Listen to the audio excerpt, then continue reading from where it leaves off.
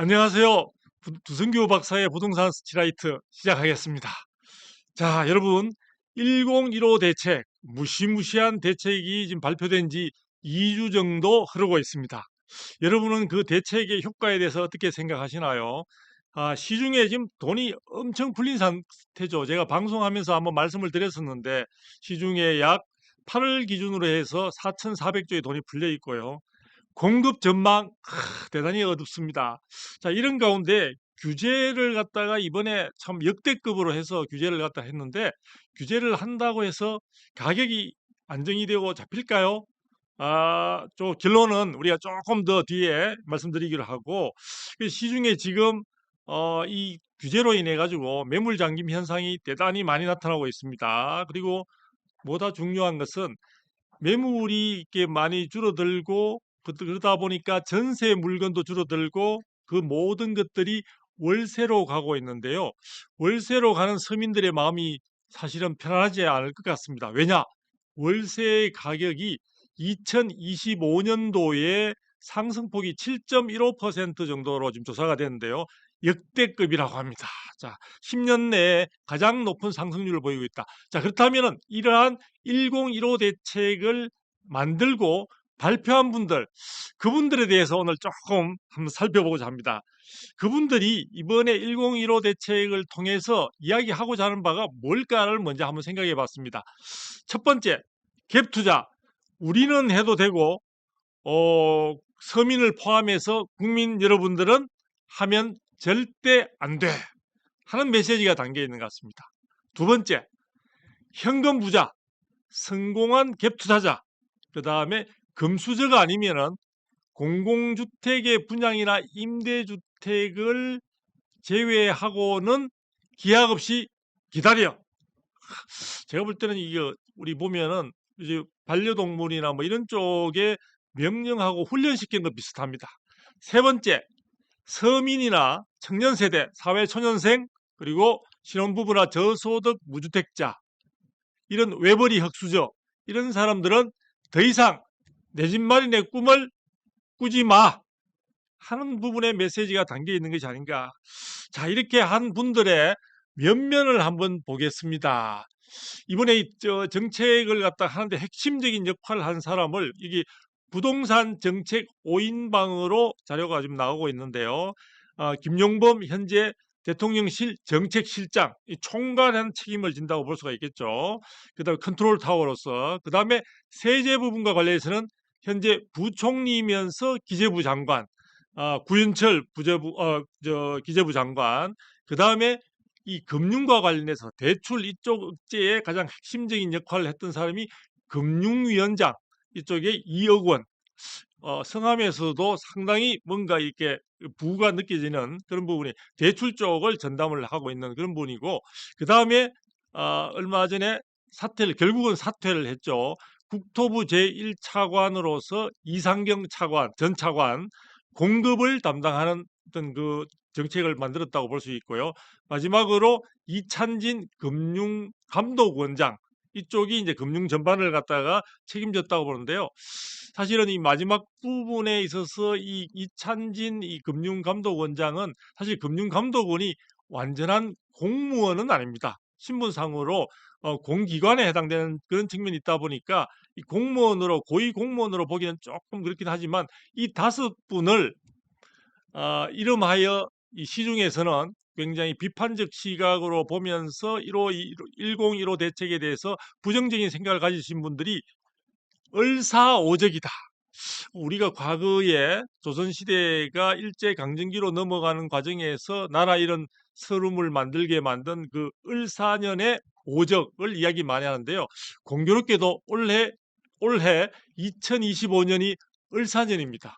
그러다 보니까 빗대어서 아마 을사오적이다 이런 말을 갖다가 하고 있는 상황들인데요.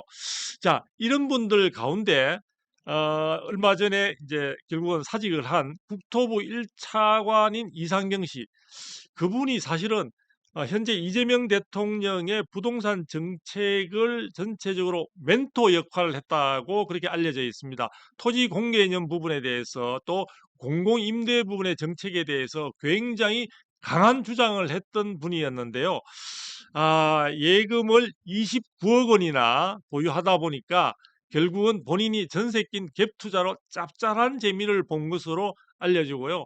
그래서 그분이 여러 가지 사태 부분에 대한 여론이 들끓는 상태에서도 버티고 버티다가 결과적으로는 뭘 했느냐.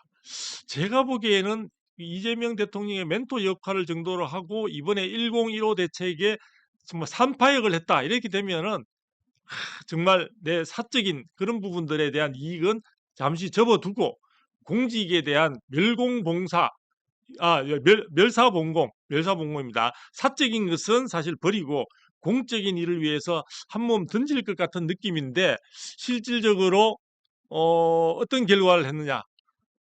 차라리 공직을 버리고 집, 주택의 재산 이 부분을 선택하는 과감한 선택인지 해괴한 선택인지 그렇게 해버렸습니다. 자, 그 다음에 금융위원장, 우리가 이쪽 대출과 관련해서 전체적인 어떤 역할을 했던 이억원 금융위원장, 해외 거주 등으로 인해서 불가피하게 주택을 뭐 두 개 실거주를 하지 못한 그런 부분이 있지만 나는 평생 1가구 1주택이고 그걸 앞으로 고집하겠다라는 이야기를 했습니다. 글쎄요, 나 두껍습니다. 이게 이 강남 쪽에 주택을 40억 원 안팎의 어떤 시세를 가진 그런 주택을 현재 보유하고 있는 것으로 보여지고요. 역시 갭 투자의 의혹에서 지금 자유롭지 못한 그런 모습을 보여주고 있거든요. 대단히 많은 국민들에게 실망감을 안겨준다고 할 수 있죠. 그 다음에 가장 최근까지 여러 가지 참 많은 해괴한 모습을 보여준 분이 이찬진 금융감독원장입니다. 아까 제가 말씀드리지만 금융감독원은 완전한 공무원은 아니지만 공기관으로서 사실 그 중요성은 뭐 더할 나위가 없고 금융 쪽의 모든 것을 책임지는 수장이라고 할 수 있는데요. 이분이 사실은 신분이 기본적으로 변호사입니다. 그리고 싹쓸이 그 사건을 수임하다 보니까 한때 뭐 400억 원을 한꺼번에 벌었다는 그런 이제 평가도 있고 한데요. 돈이 굉장히 많으신 것 같아요. 그래서 이 굉장히 강남에 아주 좋은 아파트의 두 채를 가지고 있는 상황인데 뭐 한 채는 창고로 쓴다 뭐 그런 등등 이야기가 있었습니다. 47평인 것으로 알려지고 있는데요.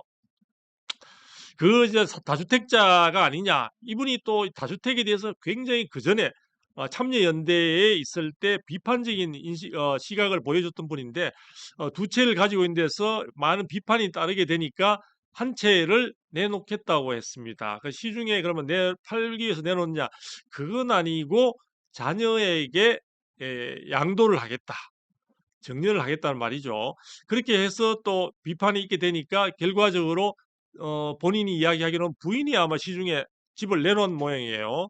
내놓았는데 그게 시세가 현재 가장 최후에 거래된 게 아마 18억 원 정도인데 지금 시중 시세에 맞춰서 20억 원의 어떤 매물로 내놓았다가 해당되는 그 공인중개사가 시세를 감안하면은 요즘 호가가 더 오르고 있다. 그래서 2억 원 정도의 더 호가 상승도 기대할 만하다라고 하니까 당장 22억 원의 지금 매물을 내놓은 상태입니다. 자, 그렇다면 이분이 정말 이번에 여러 가지 많은 비판 속에서 정말 매도를 할 의사를 가지고 있는 것일까? 대단히 의구심이 생기지 않을 수가 없고요.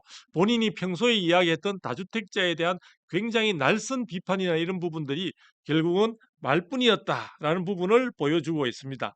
그래서 결과적으로 보면은요, 이번에 금감 원장이 보여준 행태가 무엇을 의미하느냐? 자, 이번에 정부가 1015 대책을 통해서 충분히 시장을 안정시킬 수 있다는 역대급 종합 대책이라고 이야기를 했죠.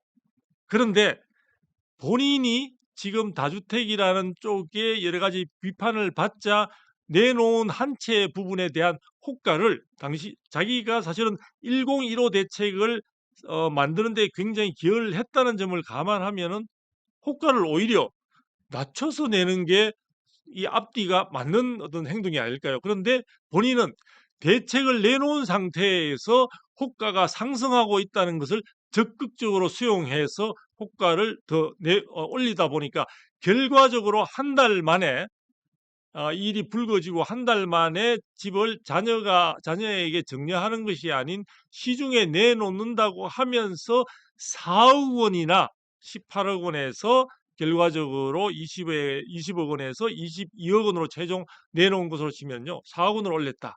그 말은 다시 말해서 본인이 만든 1015 대책의 효과에 대해서 본인조차 기대하지 않으면서 결과적으로 부동산 시장의 가격은 향후에 올라갈 수 있다는데 본인 스스로가 이 이찬진 금융감독원장 스스로가 방점을 찍었다는 점에 시사하는 바가 대단히 적지 않다.